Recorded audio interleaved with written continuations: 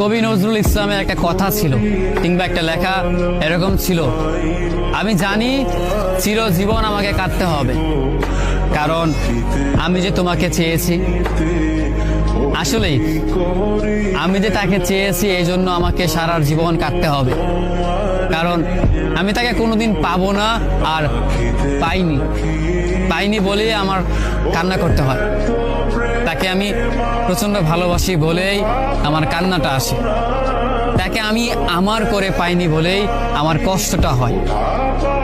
কবি নজরুল ইসলামের লেখাটা খুব দারুণ ছিল। আসলেই তাকে পাইনি বলে আমাকে সারা জীবন কান্না করতে হবে। যদি সে আমার এই ভালোবাসাটা বুঝতো, আমার এই অসীম ভালোবাসাটা বুঝে আমাকে একটু বলতো যে আমি অন্যদের মতো কখনোই তোমাকে ছেড়ে যাব না, তাহলে বিশ্বাস করুন পৃথিবীতে হয়তো আমার চাইতে সুখী মানুষ আর কেউ হতে পারতো না।